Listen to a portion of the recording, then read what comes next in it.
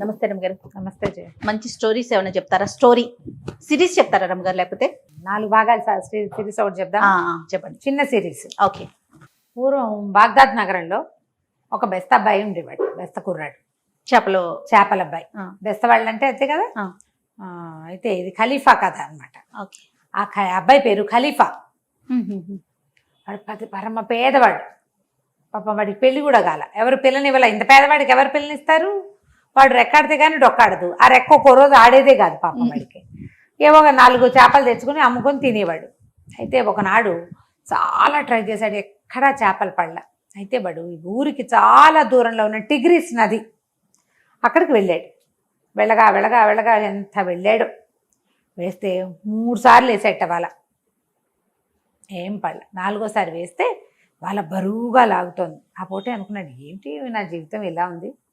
అందరూ ఇట్లా గాలం వేస్తేనే చేపలు పడతాయి అదృష్టవంతులకి. మనకి వాళ్ళ వేసినా పడకపోతే వాళ్ళ వెయ్యేలాగా శక్తి అంతా దానికే పోతుంది. అదేంటి ఇట్లా ఇట్లా ఇలా వెయ్యాలి, దాన్ని బలంతో వెయ్యాలనుకుంటాను. బలంతో వెయ్యాలి, బలంతో లాగాలి, ఊతంగా చెయ్యాలి ఆ పని. విసుగు పుట్టింది. 3వసారి వేస్తా, ముఖ్యం 3వసారి రాకపోతే రాదనుకున్నాడు. వాళ్ళ వేసేసరికి అలా బరువుగా ఉంది. ఓహో ఏదో పడిందని లాగాడు. తీరా దగ్గరకు వచ్చాక తెలిసింది అందులో పడింది చేప కాదు, ఒక కన్ను గుడ్డి, ఓ కాలు కుంటి ఉన్న ఒక కోతి పిల్ల పడింది అందులో. ఓ దీని దుప్పదేగా, ఇది ఎక్కడి నుంచి పడిందో, వచ్చి నా వాళ్ళలో పడిందని దాన్ని తెడు తీసి కొట్టబోయేసరికల్లా కోతి, ఖలీఫా ఆగు ఆగు, నన్ను కొట్టపోక మాట్లాడింది మానవ భాషలో, నన్ను కొట్టద్దు, ఇంకోసారి వెయ్యి వాళ్ళ, నా మాట విను అంటే కోతి మాట్లాడుతుండేసరికి వీడికి ఉత్సాహం వచ్చింది. సరే ఆ కోతి నా పక్కన కూర్చోబెట్టి మళ్ళీ వేసాడు వాళ్ళ.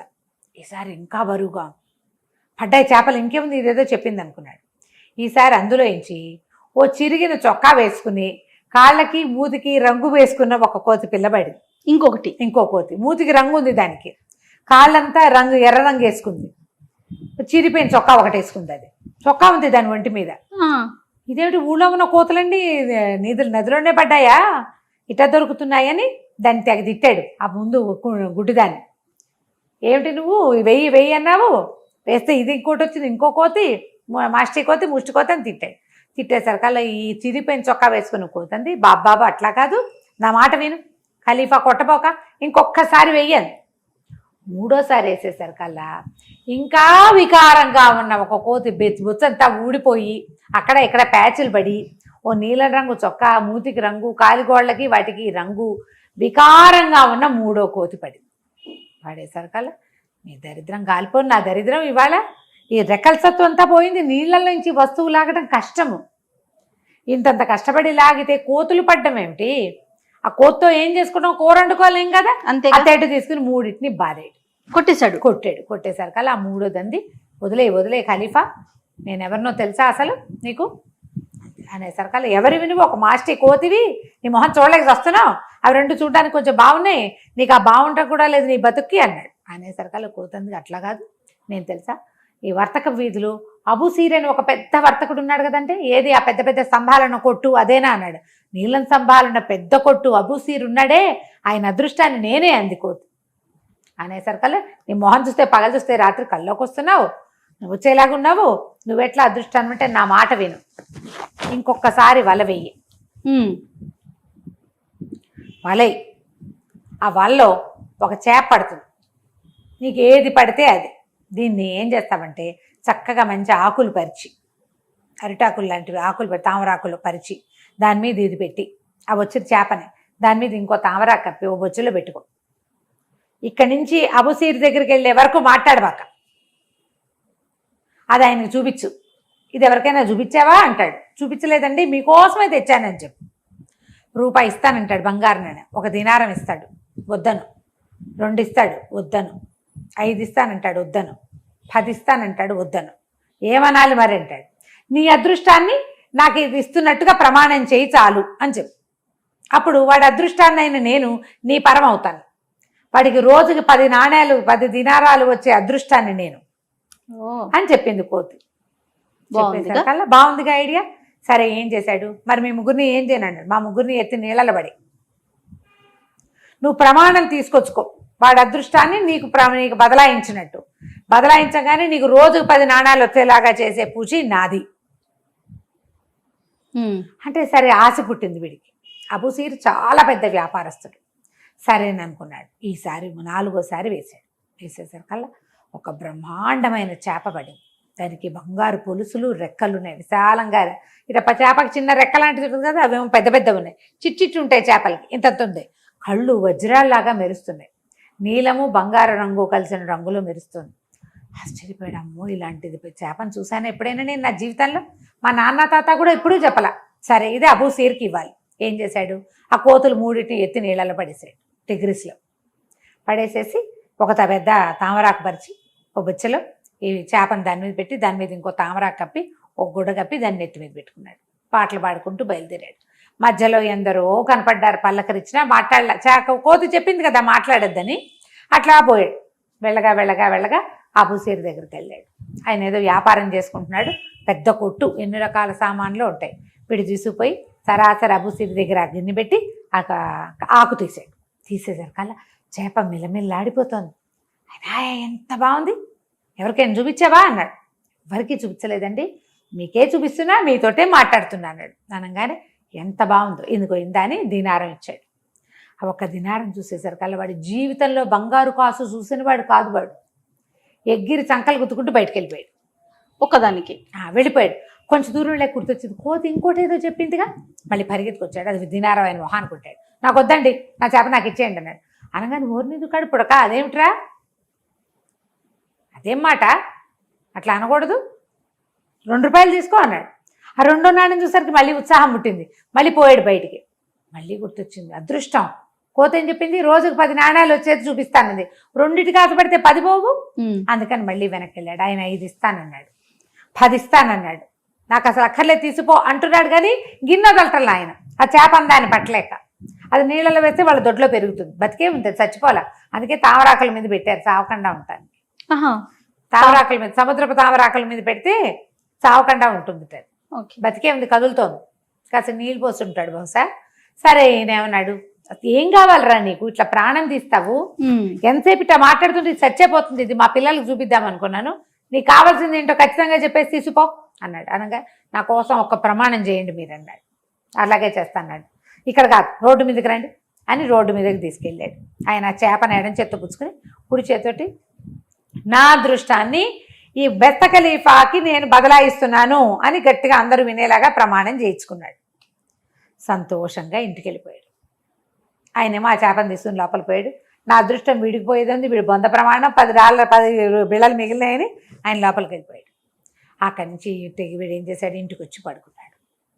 ఆ బెత్తగా వాళ్ళ ఇంట్లోనే ఏదో ముద్ద పెట్టారు, ఆ పూటకు అన్నం తినేసాడు, వచ్చి పడుకున్నాడు. మర్నాడు పొద్దున్న నదికి వెళ్తే ఎన్ని రకాల రంగులు చేపలు పడ్డాయో వాడికి. 10 నాణ్యాలు వచ్చాయి.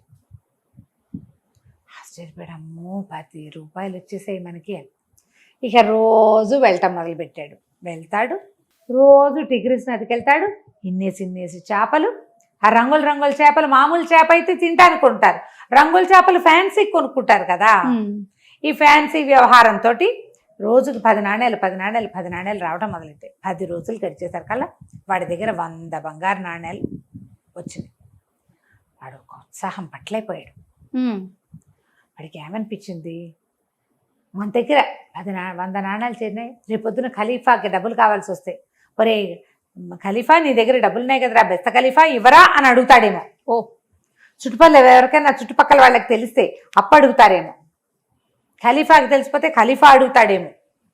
ఒకవేళ నా దగ్గర ఉండి నేను లేవంటే వాళ్ళు ఏమంటారో, లాగేసుకుంటారు, మళ్ళీ తెమ్మంటారు, అప్పుడు ఏమవుతుందో అని ఇవన్నీ ఊహించుకుంటారు కదా కొంతమంది. రేపేం జరుగుతుంది, ఎల్లుండి అన్నీ ఊహించుకుని వాడు ఏమనుకున్నాడు, ఒకవేళ నా డబ్బులు నేను ఇవ్వనంటే, నేను కష్టపడి సంపాదించుకున్నానంటే ఖలీఫా గారు కొరడాలు పెట్టి కొట్టిస్తాడేమో నన్ను. ఓరిని కొరడా పెట్టి కొట్టిస్తే అప్పుడు నేను తట్టుకోవద్దు. తట్టుకోవాలంటే ఏం చేయాలి, ప్రాక్టీస్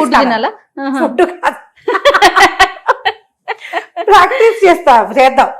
అందుకని ఏమనుకున్నాడు, ఒక కొరడా తెచ్చుకున్నాడు. కొరడా తెచ్చుకుని వాడే రాత్రిపూట 10 గంటలకు అన్నం తిన్నాక కొరడా పెట్టి ఫెడేల్మని కొట్టుకోవడం, బాబు నా దగ్గర లేవండి, డబ్బులు లేవండి అని ఒక కేక పెట్టడం, మళ్ళీ ఫెడేల్మని కొట్టుకోవటం.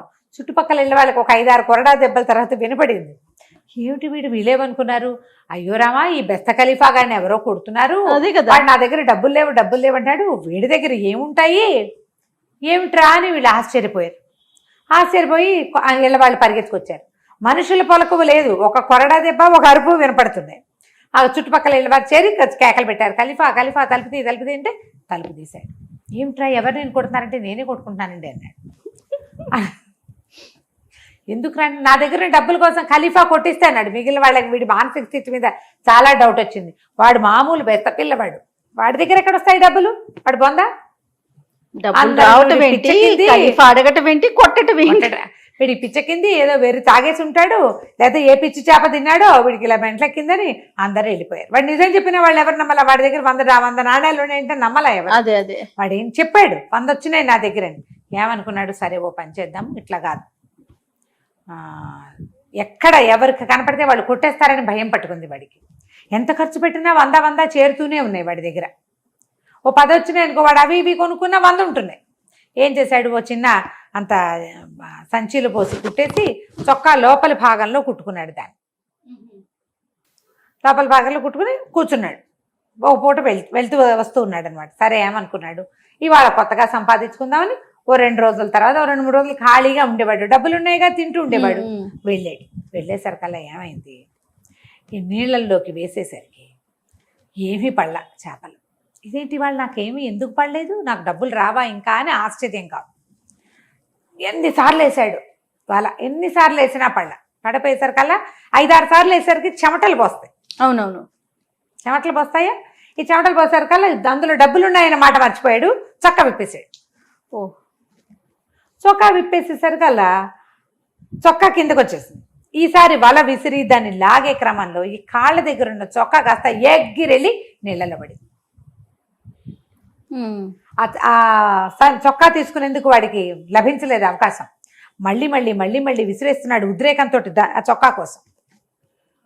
5-6 సార్లు వేసేసరికల్లా బొక్క బోర్లా పడ్డాడు. ఈసారి ఏమైంది, ఆ వల వాడిని చుట్టుకుపోయింది.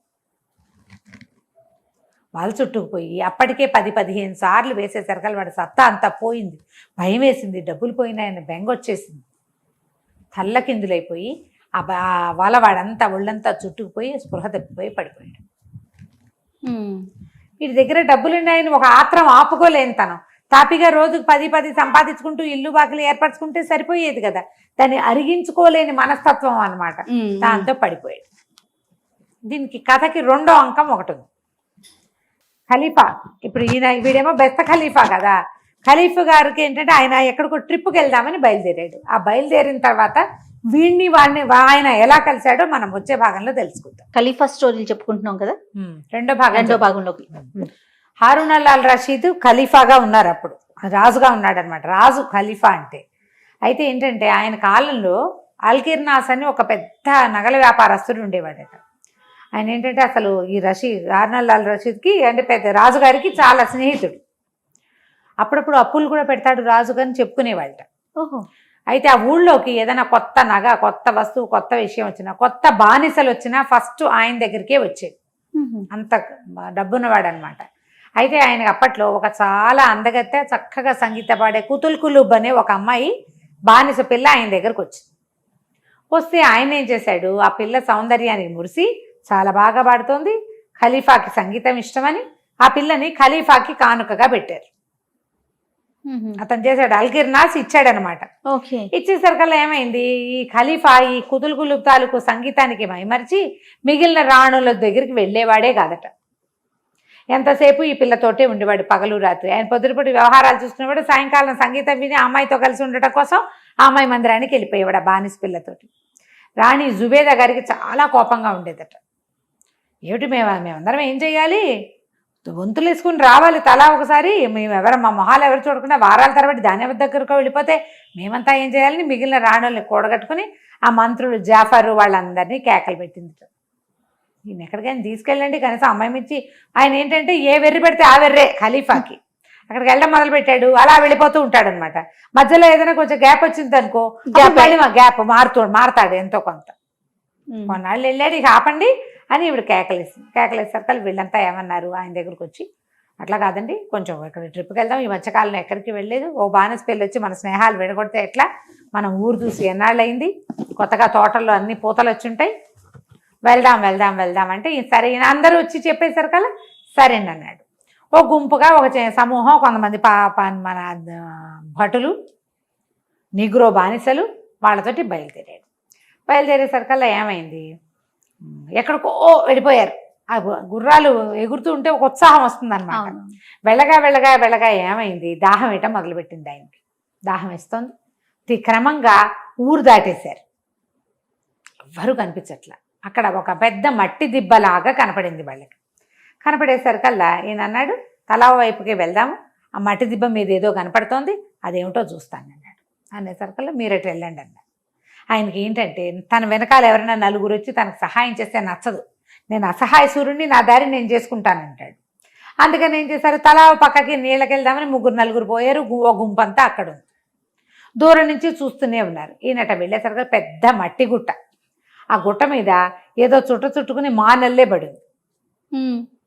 కొంచెం దగ్గరికి వెళ్ళేసరికి జాఫర్ అన్నాడు, ప్రభు ఖలీఫా ఆయన వాడెవడో మనిషిలాగా ఉన్నాడండి అంటే, సరే నేను పోయి చూసొస్తా, నువ్వు రాబోకన్నాడు. ఆయనట నడుచుకుంటూ పోయేసరికి ఆయనకి ఏం కనపడింది, పెద్ద మట్టి దిబ్బ, దాని మీద ఒక చేపల వల్ల చుట్టుకుని అడ్డదిడ్డంగా పడిపోయి వెర్రుచూపులు చూస్తున్న బెస్త ఖలీఫా కనిపించారు. ఖలీఫాకి డబ్బులు పోయినాయని తెలిసిపోయింది, బెస్తవాడికి డబ్బు పోయింది అర్థమైంది. ఆ దుఃఖంతో ఆవేగంతో వాడు ఇంకా వెర్రెత్తిపోయి ఉన్నాడు. ఆ వల్ల ఇరుక్కుపోయాడు. వాడు ఇంకా దొరలేసి మొత్తం వాళ్ళంతా చుట్టేసుకున్నాడు. వెర్రి వాళ్ళకం పడింది. డబ్బు సంపాదించేటప్పుడు ఒకటి ఉంటుంది, పోగొట్టుకున్నప్పుడు ఇంకో వెర్రిగా ఉంటుంది. అవునవును. వీడి దగ్గరికి వెళ్ళేసరికల్లా ఈయనకి తెలిసింది, ఎవరు నువ్వు ఏంటి అనేసరికల్లా ఆవిడకి ఏం డౌట్ వచ్చింది, ఆ బెస్తవాడికి మతిపోయి ఉన్నాడు, వాడు డబ్బులు పోయినాయి, ఎవడరా నువ్వు అని కేకలు పెట్టాడు. ఆయన ఏం చేశాడు, సరే ఓడదీద్దామని కొంచెం విడదీశాడు. విడదీసేసరికల్లా వీడు వచ్చినవాడు పెద్దవాడు గొప్పవాడు అలాంటి ఊహలు రాల. నా బట్టలేవి అని చూసుకున్నాడు, చొక్కా లేదు, చొక్కా పడిపోయింది కదా, నా చొక్కా ఏది అని అక్కడి నుంచి ఈయన చూసి ఏమనుకుంటాడు, సన్నాయి వాయించేవాడు అనుకున్నాడు, భజంత్రి వాడు అనుకున్నాడు రాజుగారు చూసి. ఆయన ఫుల్గా బుగ్గలు నిండుగా ఉండి మూతి కొంచెం చిన్నది. అయితే మాత్రం ఎవర్రా నువ్వు భజంత్రి వాడా, నా డబ్బులు నువ్వు కాజేసావా, నా బట్టలు నువ్వు కాజేసావా, ఈ గుడ్డేసుకున్నావు, ఇది ఎక్కడిది. ఆయనకి ఇంత మొఖమల్ల అంగరఖ ఒకటి ఉంది. ఆయనకి పిచ్చ నవ్వొచ్చింది. ఆయనకి అలాంటివి ఏమైనా వింటే మహా సరదాగా ఉంటుంది. పోనీలే పాజిటివ్గా తీసుకుంటాడు. ఆయనకి పగలబడి నవ్వొచ్చేసింది. సరిగ్గా హాత్ తేరి నవ్వుతావా, నా గుడ్డ లాగేసావు, నా బట్టలు కాజేసావు, నా డబ్బులన్నీ కాజేసావు, ఏవి తీ నా డబ్బులు అన్నాడు. నా దగ్గర డబ్బులు లేవన్నాడు. డబ్బులు లేవంటే విప్పు, చొక్కా విప్పేయంటే చొక్కా విప్పేయడం మరీ సరదా. ఆయన ముఖమల్ల అంగరఖ తీసేసాడు. ఈ అంగరఖ వేసుకున్నాడు, పై చొక్కా లేదు, చిన్న గోచి మాత్రమే ఉంది. వేసుకున్నాక ఇదేమిటి ఇంత బారుంది, నా చొక్కా ఎంత మంచిది, వాడు వేసుకునేది ఇంత చొక్కా, ముష్టి చొక్కా, అది మంచిది ముఖమల్ల అంగరఖ కంటే. ఒక డబ్బులు ఉన్నాయి కదా, ఆయన దగ్గర ఇంత పిడిబాకుంది, అది తీసుకుని కింద తక్క కోసేశాడు. ఆ ముఖమల్ల అంగర ఇంత పొడుగుంది, అది అంగరఖాలంటే ఇంచుమించు ఓవర్ కోట్ లాంటిది కదా, వీడు మోకాళ్ళ దాకా కోసేసాడు, కాళ్ళకి అడ్డం పడుతుందని. అక్కడి నుంచి నువ్వేమిటి బూరా బుత్తే, నీకేమొస్తుంది, భజంత్రి వాడా నీకు అని అడిగాడు. అడిగేసరికల్లా ఆయనకి పక్కపక్క నవ్వొచ్చింది. ఆ నెలకు 10 దినారాలు ఇస్తారులేనండి. చిచ్చి 10 దినారాలు అండి, మనకు రోజుకే 10 దినారాలు వస్తాయి. వీడు రోజుకు 10 చొప్పున 10 రోజులు సంపాదించాడు. నువ్వు నాతో ఉండు, నీలాగా హట్టాకట్టాగా ఉన్నవాడు ఒకటి దొరికితే కనుక మనం చక్కగా వలేసి చేపలు పెడదాం, నీకు చేపలు పట్టడం నేర్పిస్తా, వచ్చా నీకు అన్నాడు. వాడు రాదన్నాడు. ఖలీఫా గారు నాకు రాదన్నాడు. అంతేగా, నేను నేర్పిస్తా, నేను ఎంత బాగా నేర్పిస్తానంటే నాలాగా నేర్పించేవాడు ఎవడు ఉండడు. నా దగ్గర నేర్చుకుంటే నాలాగా నువ్వు కూడా రోజుకు 10 రూపాయలు సంపాదించుకుంటావు. ముందు కొద్ది రోజులు నా దగ్గర పనిచేయి, రోజుకు 2 ఇస్తా, ఆ లెక్కైనా నీ నెల 10 దినారాలు జీతం కంటే నేను ఇచ్చేది ఎక్కువ, బోళ్ళంత ఇస్తాను, సరేనా అన్నాడు. ఆయనకి మంచి ఉత్సాహం వచ్చింది. ఇప్పుడు చేపలు పడ్డం నేర్చుకోవాలి ఖలీఫా గారు, సరేనన్నాడు. అక్కడి నుంచి వాలేస్తే సరే చేపలు పడ్డాయి, రంగులు చేపలు పడేసరికి వాడు బుట్టలో పోసాడు. బుట్టలో పోసి ఏమన్నాడు, ఈ బుట్ట నెత్తి మీద పెట్టుకున్నాడు నా వెనకాల ఖలీఫాని. ఆయనకి పిచ్చి నవ్వొచ్చేస్తోంది. వీడు తనని రాజుగా గుర్తించల. రాజుగా గుర్తిస్తే వీడి ధోరణి ఇంకోలా ఉంటుంది. పైగా వీడు ఏదో వెర్రెత్తిపోయి ఉన్నాడు. వాడు ఏమిటంటే తన డబ్బులు పోయాయి, తన చేపలు పోయాయి, తన అదృష్టం పోయిందేమోనన్న భయంలో ఎదురుగుండా ఉన్న మనిషిని గుర్తించేదా ధోరణి కూడా లేదు. ఆయనంత ఖరీదైన బట్టలు వేసుకుంటే అవేవో పిచ్చిగుడ్డలు అనుకుంటున్నాడు.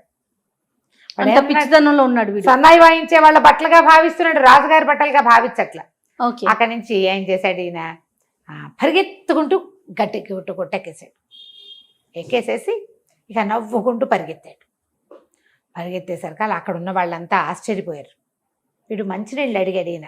ఖలీఫా మంచినీళ్ళు, ఆ కనపడేది టిగ్రిస్ నది కాదా, నువ్వేంటి ఇలా అడుగుతున్నావు, నీకు అది కూడా తెలియదంటే ఈయన పోయి నదిలోకి వెళ్ళి మంచినీళ్ళు తాగొచ్చాడు. పరిగెత్తుకుంటూ వెళ్ళేసరికి జాఫరు వాళ్ళంతా చాలా మంది ఉన్నారు. ఆయన మంత్రి, తర్వాత ఏమో వెనకాల ఉండే దండనాయకుడు. ఏం ప్రభు అంత బాగా నవ్వుతున్నారు ఏంటంటే, ఒరే ఆ కింద ఒక బెస్తవాడు ఉన్నాడు, వాడి దగ్గర ఎన్ని చేపలు ఉన్నాయో అన్ని చేపలు పెట్టండి, చేపకు ఒక దినారం చొప్పునిస్తా, వాడి దగ్గర ఒక్క చేప మిగలకూడదు, వాడిని కొడతారో కోస్తారో ఏం చేస్తారో తెలియదు, పట్టుకొచ్చేయండి అన్నాడు. ఆ బుట్ట అక్కడ పారేసి పరిగెత్తాడు కదా. సరే ఈయన పైకి వెళ్ళిపోయాక సైనికులంతా వాళ్ళందరికీ ఆశ పుట్టింది, ఒక్కొక్క దినారం ఒక్కొక్క చేప కంటే ఏముంది, మొత్తం సైనికులంతా కిందకి పరిగెత్తారు. పరిగెత్తి అక్కడి నుంచి వాడి దగ్గర నుంచి గుప్పెళ్ళతోటి పుచ్చేసుకున్నారు. వాడు వేసిన వల్ల వేసిన చేపలన్నీ వీళ్ళు లాగేశారనమాట. ఆఖరిగా ఈయనకి జనానా దగ్గర నిలబడే నీగురో వాడు ఒకడు ఉన్నాడు ఆయనతో పాటు. వాడు వచ్చాడు. వాడు వచ్చేసరికల్లా వాడి దగ్గర చివరికి ఏమైంది, వీళ్ళందరూ చేపలు పట్టుకెళ్ళిపోతుంటే వాడు కంగారు పడి ఇట్లా కొన్ని చేపలను ఇట్లా పట్టుకుని ఉంచున్నాడు. సైనికులు కదా, కత్తిడాలు ఉంటాయి వాళ్ళ దగ్గర. వీడి భయం వేసింది ఖలీఫాకి, బెస్త ఖలీఫాకి. ఆ చేపలను చూసారు, అరే ఆ చేపలు ఎవరా అన్నాడు. నీకు ఇనాం ఇస్తానంటే నేను ఇవ్వను, నాకు $10 వస్తుంది, దానికి 10 దినారాలు వస్తాయంటే 10 కాదురా ఇంకా ఎక్కువే ఇస్తాను, ఇవ్వమనేసరికల్ వాడు నేను ఇవ్వను అన్నాడు. అనగానే వీడు బాకు చూపించాడు. బరిసె లాంటిది ఇట్లా పట్టుకుంటారు కదా, పొడి చేస్తాను అనేసరికల్లా వాడు ఏం చేస్తాడు పాపం, అదే ఆఖరివి కొన్ని నీళ్ళలో పడిపోయినాయి. 2 పెద్ద పెద్ద రంగు చేపలు తీసి ఈ నీగ్రోవాడి చేతిలో పెట్టాడు.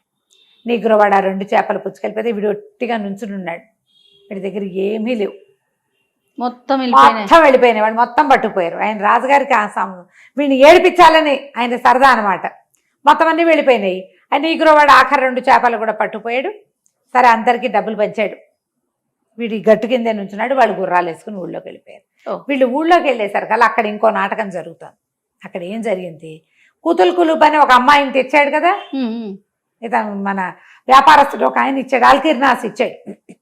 ఎప్పుడైతే ఖలీఫా తన సైనికులు వీళ్ళందరితో కలిసి యాత్రకి బయటికి బయలుదేరాడో ఊళ్ళో తిరగడానికి, జుబేదార్ ఆయన ఏం చేస్తుంటే ఆ అమ్మాయినేమో తన జనానంలోకి రప్పించి దానికి ద్రాక్షసారం తాగబోయిచ్చి దాన్ని పెట్లో పెట్టించేసింది. పెట్లో పెట్టించి ఇంకో పెట్టి తెప్పించి అందులో ఏదో బరువైన సామాన్లు పెట్టించేసి కూతులు కులుబ్ చచ్చిపోయింది అని ప్రచారం చేసి, ఇదంతా ఒక రోజులో జరగల, ఒక రోజున్నర పట్టింది. చచ్చిపోయిందని ఆ అమ్మాయికి చేపముళ్ళు గొంతులో అడ్డం పడి ఊపిరాడక చచ్చిపోయిందని దానికి గోరి కట్టేశామని జనాలలోని తోటలో ఓ పక్కన ఒక అందమైన పాలరాతి గోరి కట్టించేసింది.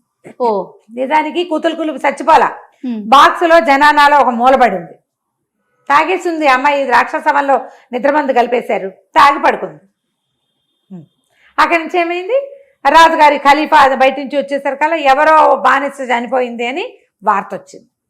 ఎవరు చనిపోయారు అని వెళ్ళేసరికల్లా జనానాలో అందరూ అయ్యో అయ్యో కూతురు కులుబు ఎంత బాగా పడేది, చేప ముళ్ళు ఇరుక్కుంది, చేప ఎముక గొంతులో ఇరుక్కుని చచ్చిపోయింది, చేప ఎముక ఎక్కడిది అంటే జుబేదా రాణి రాణులందరికీ మరి విందిచ్చింది.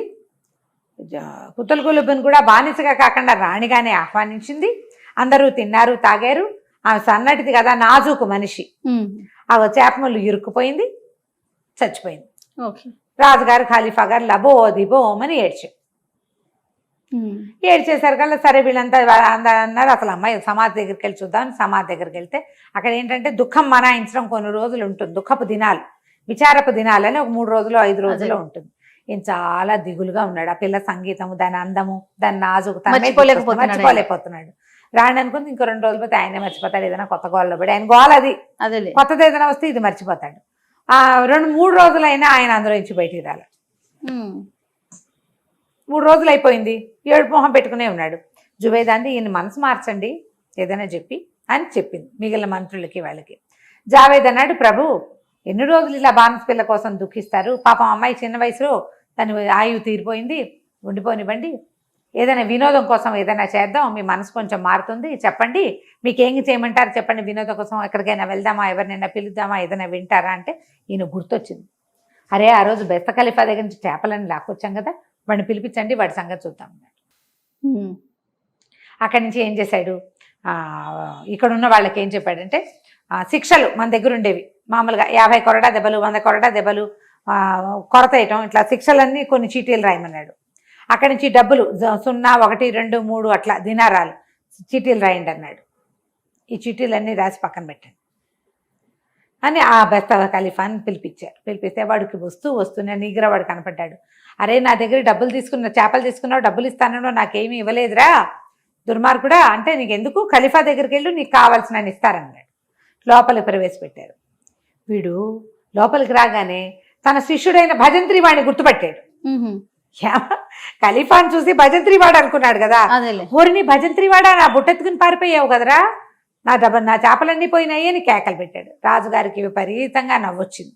వీడికి కాసేపటికి అర్థమైంది, వీడు భజంత్రి వాడు కాదు, నేను పొరపాటు పడ్డాను, ఈ మొత్తం ఉన్న జనం అంతా ఆయన మాట వింటున్నారు అని అర్థం. ఆయన ఖలీఫా అని అర్థమైంది. కొంచెం బిక్క చచ్చిపోయాడు. ఏం చేయాలో తెలియలే.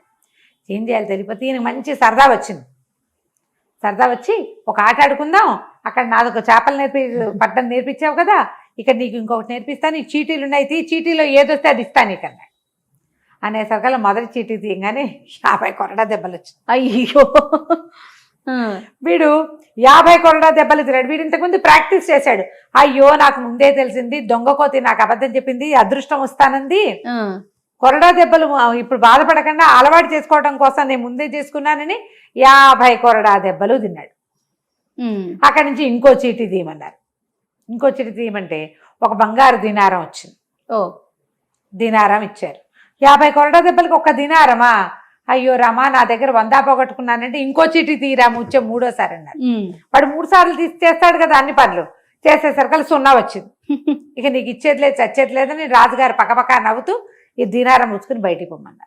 పొమ్మనేసరికల్లా బయట ఉన్న నీగ్రో వాడు ఏమిచ్చాడు ఖలీఫా నీకు ఏమిచ్చాడు, 50 కొరడా దెబ్బలు ఇచ్చాడు, అసలు సగం నువ్వు తీసుకో, ఇగో ఈ బోడి దినారం నాకెందుకు అని చెప్పేసి ఆ దినారాన్ని ఎత్తి నీగ్రో మీదకి విసిరుకొట్టాడు. నీగ్రో వాడికి చాలా జాలేసింది. అయ్యో పాపం, వాడి చేపలన్నీ తీసుకుని మనమంతా డబ్బులు తీసుకుంటాం కదా, నాకు కూడా 2 దినారాలు వచ్చినాయి అని చెప్పి ఏమనుకున్నాడు, ఆ ఫ్రెండ్స్ అందరికీ అరే కేకలు పెట్టాడు. అరే వీళ్ళందరూ వీడికి ఏమన్నా ఇద్దానరా అంటే చాలా వచ్చినాయి చేపలు, తలా 1 దినారం వేసి అదొక 100 దినారాలు అయింది. ఆ 100 ఒకటి చేతులు పెట్టాడు. చేతిలో పెట్టి ఇవి పట్టుపోరా అనేసరికల్లా ఆ 100 ఒకటి చేత్తో పుచ్చుకుని మెల్లిగా బయటికి వెళ్ళిపోయాడు. తర్వాత ఏం జరిగిందో వచ్చే భాగంలో తెలుసుకుందాం. ఖలీఫా స్టోరీ చెప్పుకుంటూ ఉన్నాము, చివరి దశలో ఉన్నామా? అదే 3వ భాగంలోకి వచ్చాం. కూతులు కులుపుని బాక్స్ లో పెట్టారు కదా జుబేదా రాణి గారు. ఆవిడ ఏం చేసిందంటే ఆవిడ దగ్గర ఉన్న నల్లటి నీగురో బానిసని, అరే దీన్ని తీసుకెళ్లి బజార్లో ఎక్కడైనా అమ్మేసేయంట్రా అని చెప్పేసరికల్లా బజార్లోకి ఇచ్చేశారు. బజార్లోకి వెళ్ళిపోయింది అది. ఈ నీగురో బానిస వాడి దగ్గర నుంచి నాణ్యాలు చేపలు తీసుకున్నామని 100 నాణ్యాలు ప్లస్ వాడు 1 నాణ్యం నోట్ ఒక్కటి వాడి చేతిలో పెట్టి వెళ్ళరా బాబు అని పంపించాడు. వృధాగా కొరడా దెబ్బలు తిన్నాడు, రాజుగారి సరదా కోసం అని చెప్పి ఇచ్చాడు. వీటి డబ్బులు పుచ్చుకుని వెళ్తుంటే ఒక చోట ఒక ముసలివాడు ఒక పెద్ద చెక్క పెట్టెని పెట్టుకుని దాని పక్కన కూర్చుని దాన్ని వేలం వేస్తున్నాడు. పాడండి, ఇది మామూలు పెట్టె కాదు, దీంట్లో మహత్తర శక్తులు ఉన్నాయి, మహత్తరమైన బంగారం ఉందో, వెండి ఉందో, బట్టలున్నాయో, ఎక్కడ ఏమున్నాయో తెలీదు, పెట్టెకి బీగం వేసింది, జుబేదా రాణి గారి మందిరం నుంచి వచ్చింది కాబట్టి తప్పకుండా ఖరీదైన వస్తువులే ఉంటాయి, మీకేం నష్టం రాదు, రూపాయి నష్టపోరు, పాడండి అంటే మనవాడు కొంచెం ఉద్రేకి కదా ఈ బెస్త ఖలీఫా. అక్కడ పాడాడు. నుంచుంటే అందరు పాడుతున్నారు, రూపాయి 2, 3, 4, 5, 11, 16 అని 100 అన్నారు. 100 నాకు వీడి గుర్తొచ్చింది, తన దగ్గర ఒక 100 ఒక నాణ్యం ఉన్నాయి, నోట్ ఒకటి అన్నాడు. ఉద్రేకి ఆలోచించాడు వాడు, ఆలోచించకుండానే ఇట్లా చేసుకున్నాడు. నోట్ ఒకటి అనగానే గంట కొట్టేశారు కదా. ఏం చేస్తాడు, అప్పటిదాకా వాడి జీవితంలో ఎప్పుడూ 100 నాణ్యాలు కంటితో చూసిన వాడు కాదు. వాడు ఇంకేం చేయలేక ఆ 101 నాణ్యాలు వాళ్ళ చేతిలో పెట్టి ఆ పెట్టె మోసుకుంటూ ఇంటికి తెచ్చుకున్నాక వాడికి ఏమనిపించింది, నాకు పోతే ఏం చెప్పింది, అదృష్టం రోజు 10 చొప్పున ఇస్తానంది, 100 పోయింది, 100 వచ్చింది, 100 పోయింది. కానీ మళ్ళీ ఇవాళ 100 వచ్చింది, 100 పోయిందంటే మళ్ళీ ఇప్పుడు ఇంక వస్తుందన్నమాట. గ్యారంటీగా ఇందులో ఏదో ఉంటుందని పెట్టెని తీయడానికి ప్రయత్నం చేశాడు, రాల. సరే అన్నం తిందామని ఒక ముద్ద తెచ్చుకుని కూర్చునేసరికల్లా ఈ పెట్లో ఇంచి ఆ పిల్ల కాస్త మెలకు వచ్చింది. కూతురు కులుపుకి మెలకు వచ్చింది. సారా తాగిచ్చారు కదా, ఆ సారా మత్తు దిగేసరికల్లా అది అటు ఇటు కదిలి పెట్టెని తోయటం మొదలెట్టేసరికి అడిలిపోయాడు. భూతప్రేత పిశాచాలు ఏవో ఇందులో బంధించి ఆ తర్వాత దీన్ని ఇచ్చేసి ఉంటారని కేకలు పెట్టాడు. ఏమనుకున్నాడు, ఇప్పుడు ముందు దీన్ని తీయాలంటే సుత్తి శానం కావాలి, పెట్టె పగల కొట్టాలి, అవి శబ్దాలు చేస్తున్నాయి భూతాలు, వాటి విముక్తంగా కల్పిస్తే బాగుంటుందని కేకలు పెట్టి, అయ్యా బాబు ఎవరన్నా సహాయం చేయండి, సుత్తి ఇవ్వండి, శానం ఇవ్వండి, భూతాలు ఉన్నాయి, పిశాచాలు ఉన్నాయని అరిచేసరికల్లా చుట్టుపక్కల వీళ్ళ వాళ్ళంతా లేచారు. ఏమిట్రా నీ గోలంటే, మా ఇంట్లో భూతప్రేత పిశాచాలనే, సుత్తి శానం ఇవ్వండి వాటిని పోగొట్టుకుంటానంటే, వీడి గోలమండ, సుత్తి శానంతో భూతప్రేతాలను ఎట్లా పోగొడతాడు, పెట్టుంది అనే పాయింట్ చెప్పటల్లా వాడు. భూతాలు ప్రేతాలు అంటాడు, సుత్తి శానం అంటాడు. సరే సుత్తి శానం పడేశారు. వీడు పోయి లోపలికి వెళ్ళి తలుపేసుకున్నాడు. అందరు ఎవరి దారం తలుపులు వేసుకుని పడుకున్నారు. లోపలికి వెళ్ళి వీడు ఏం చేశాడు, సుత్తి పెట్టి అది పగలగొట్టాడు. పగలగొడితే లోపల చూస్తే ఏముంది, మహాద్భుత సౌందర్య రాశిగా ఉన్న ఓ పిల్ల ఉంది లోపల. దాన్ని లేవదీశాడు. నిర్ఘాంతపడి, నువ్వు భూతానివా, దయ్యానివా, పిశాచానివా అన్నాడు. ఓ నాయన అదేది కాదురా, నా పేరు కూతులు కొలువు, నేను ఒక బానిసని, నేను ఇట్లా ఇట్లా అమ్మారని తన కథ అంతా చెప్పింది. ఆకలి ప్రాణం పోతుంది, ఏమైనా ఉన్నాయా అని. ఏమున్నాయి వీడి దగ్గర, ఉన్న ఒక ముద్ద వీడు తినేశాడు. నా దగ్గర ఏమి లేవు. డబ్బులు ఉన్నాయని, డబ్బులు ఎక్కడివి, 101 నాణేలు పెట్టి నేను కొంటికి కదా, నేను కొంటనే, ఇంకా నా దగ్గర డబ్బులు లేవన్నాడు. నాకు ఆకలిస్తుంది, ఎలాగా, ముందు దాహం వేస్తుందండి. అక్కడి నుంచి వీడికి అన్నీ ఓసారి ఆలోచించండి, అది దాహం వేస్తుందండి అనగానే పెద్ద పెద్ద కేకలు పెట్టి, మంచినీళ్ళు ఇవ్వండి, మంచినీళ్ళు ఇవ్వండి అంటే, ఏంటి చుట్టుపక్కల వాళ్ళంతా తలా 2 తిట్లు తిట్టి మంచినీళ్ళు పోసారు. ఒక నీళ్ళ కూజ ఇచ్చారు, నీళ్లు తాగింది. 10 నిమిషాలు కూర్చున్నాక ఆకలంట మొదలుపెట్టింది. డబ్బులు ఉన్నాయా అంటే, డబ్బులేవి. అక్కడి నుంచి మళ్ళీ కేకలు పెట్టాడు, ఆకలి చచ్చిపోతున్నాం, ప్రాణం పోతుంది, ఏదైనా ఉంటే పడేయండి పడేయండి అంటే, చుట్టుపక్కల వీళ్ళ వాళ్ళంతా రాత్రి 11 గంటలకు ఏముంటుంది, తలా ఒక ముద్ద వేశారు. సరే ఇద్దరు కలిసి కూర్చుని తిన్నారు. తిన్నాక ఈ అమ్మాయి ఏమంది, ఓ పని చెయ్యి, సరే ఈ అమ్మాయి కథ అంతా చెప్పింది కదా, చెప్పి ఖలీఫా నన్ను కనుక అక్కడికి చేర్చావంటే ఖలీఫా నీకు డబ్బిస్తాడంటే, వీడంటాడు బెస్త ఖలీఫా, ఖలీఫా అంటే ఎవడో అనుకోకు, వాడు నా దగ్గర చేపలు పట్టుకోవడం నేర్చుకున్నటువంటి భజంత్రి వాడే, వాడికి నేనే నేర్పించాను. అక్కడికి వెళ్ళాక అంతా ఖలీఫా ఖలీఫా అని వాడి మాట వింటాననేసరికల్లా తెగ తిట్టింది అమ్మాయి. నీ బొందా, ఆయనకు అట్లాంటి సరదాలు ఎక్కువ, ఆయన్ని వదులు బోరోదేవాడివని నువ్వు ఎట్టా అనుకున్నావు, ఈ వెకిలి మాటలు మానేయి, ఇట పిచ్చివాగుడు బాగకూడదు, నీ బుర్ర పనిచేయదా, అంతమంది సైనికులు ఉన్న దాంట్లో భజంత్రి వాడు ఎందుకుంటాడు, ఆలోచించవా నువ్వు అని తిట్టింది. సరే ఇద్దరు కలిసి తిన్నారు కదా, ఇప్పుడు పడుకుందాం, రేపు పొద్దున్న చూసుకుందాం అనుకున్నారు. రాత్రికి పడుకున్నారు. పడుకున్నాక ఈ అమ్మాయి ఏం చేసింది, మర్నాడు పొద్దున, నాకు నా మాట విను, నేను నీ ఉత్తరం రాసిస్తా. ఆల్కీర్నాస్ ఉత్తరం రాసింది. రాణి జువేదా నన్ను ఇట్లా తాగిచ్చి పడుకోబెట్టింది, ఒక పెట్లో పెట్టారు, అది నా ఎవరో బెస్తవాడు కొన్నాడు, వాడి ఇంట్లో ఉండిపోయాను నేను అని చెప్పి ఆయనకి ఉత్తరం రాసి ఇచ్చేసరికల్లా ఆల్కీర్నాస్ ఇంట్లోకి ఎవరైనా వెళ్ళగలరు, ఖలీఫా దగ్గరికి ఎవరు వెళ్ళలేరు. ఆ కాగితం జనానా చేతిలో పడిందంటే దీన్ని చంపేస్తారు ఇక్కడ. అందుకని తెలివిగా ఎవరైతే తనని ఖలీఫా దగ్గర చేర్చారో వాళ్ళకు ఉత్తరం రాసింది. వీడు ఆ ఉత్తరం పుచ్చుకొని బెస్తవాడు అక్కడికి పోయాడు. పోయి అది చూపించాడు. చూపించేసరికల్లా ఆయన తెల్లబోయి పరిగెత్తుకుంటూ వెళ్ళి ఖలీఫాకి తెలియజేశాడు. ఆ ఖలీఫా చాలా ఆనందంతో, అమ్మయ్య కులుకుతుబ్బు కుతుబ్బు, ఈ అమ్మాయి బతికే ఉంది, కుతులు కులుబు అని చెప్పి ఒక సైన్యాన్ని వచ్చిన గుంపుని పంపించి ఆ బెస్తవాడిని ఆ కుతుబుని ఇద్దరిని తెప్పించుకున్నాడు. ఆమెను చూసి చాలా సంతోషించాడు. అక్కడి నుంచి ఈ బెస్తవాడిని అంతా వాడికి జరిగిందంతా వాడు మళ్ళీ మళ్ళీ వివరంగా చెప్పించుకున్నాడు అనమాట. నీకు అదృష్టం ఎలా వచ్చింది, ఏం జరిగింది, నువ్వు తర్వాత ఏం చేసావు అని. కానీ వాడు చెప్పిన ప్రతి వాక్యానికి పగలబడి నవ్వు వచ్చింది. వాడు ఏం చెప్పాడు, మొదట 3 కోతులు వచ్చినాయి, మొదటి కోత అలా ఉంది, దాన్ని నేను కొట్టాను, 2వ కోత తీసుకురమ్మంది, 3వ కోత నేను తర్వాత అక్కడి నుంచి ఆయన దగ్గర తీసుకెళ్లారు. అలీ నూరు ఎవరో ఉన్నాడు కదా, ఆయన వర్తకుడు అబుసీర్ని కేకేశారు. అబుసీర్ని కేకేస్తే వాడు చెప్పాడు, ఓసారి నాకు ఆ కోతి దొరికింది, నేను నీ అదృష్టాన్ని అని చెప్పింది, నా వ్యాపారం ఎత్తుకుంది. తర్వాత ఈ అబ్బాయి వచ్చి అసలు అతను ఏమనుకున్నట్ట, నన్ను మతం మార్చుకోమని ప్రమాణం చేయమంటున్నాడు అనుకుని నేను కొట్టించాడు కూడా బెస్తవాడిని ఆయన. అది కాదు, జస్ట్ నీ అదృష్టం నాకేమన్నారు, దానికి ఏముందని ప్రమాణం చేశాను అన్నాడు. అవన్నీ విని ఈయన చాలా సంతోషించాడు. సంతోషించి వీడికి నువ్వు నీ చేపలు పోగొట్టుకున్నందుకు, తర్వాత ఏమో నాకు చేపలు పట్టడం నేర్పించినందుకు, ఇంత వినోదాన్ని ఇచ్చినందుకు, ఈ కుతులు కులుపుని మళ్ళీ నా దగ్గరికి చేర్చినందుకు అని చెప్పి 50,000 దినారాలు ఇచ్చాడు. వీడు అదృష్టం చూడు, ఆ కోతిని పట్టుకున్న అదృష్టం అనమాట. ఇచ్చి ఒక ఇల్లు వాకిలి ఏర్పరిచి రాజుగారిని వినోదపరచడానికి కబుర్లు చెప్పడం కోసం అప్పుడప్పుడు కబుర్లు చెప్పడానికి వచ్చేలాగా ఏర్పరిస్తే ఈ బెస్తవాడు ఇంకా బెస్తవాడిని మానేసి చేపలు పడ్డం మానేశాడు. చక్కగా హాయిగా ఇల్లు వాకిలి ఏర్పరచుకుని ఒక మంచి ఉన్నత కులీన సంజాత అయిన ఒక పిల్లని పెళ్లి చేసుకుని సంతోషంగా రాజుగారి ఏమంటారు ప్రాపక వర్గంలోనే ఒకడుగా ఎంతో కాలం ఉండిపోయాడు. ఈ చూడు వాడు ఏంటంటే అదృష్టమే. అవును. కానీ ఎవరికైనా ఏదైనా కలిసి వస్తే దాన్ని 5 పైసలు మింగిన ఎలకల్లాగా అయిపోతారు. ఈ ఖలీఫా కథలో అలాంటివి చాలా కనపడతాయి. అదృష్టాల్ని అరిగించుకోలేరనమాట, సహజంగా తీసుకోలేరు. కలిసి వచ్చేసరికల్లా మనం కూడా అంటాం నడమంత్ర నరాల మీద కూరుకొని నేల మీద ఆగలేని తనం వస్తుంది. ఆగలేని తనంతో వీడి ఇంతకు పాడు చేసుకున్నాడు కానీ పాపం కోతి చెప్పింది కదా అదృష్టం కలిసి వస్తుందని. అంతే కథ కంచికి మనం ఇంటికి. సూపర్ రమ్మ గారు. నమస్తే. నమస్తే.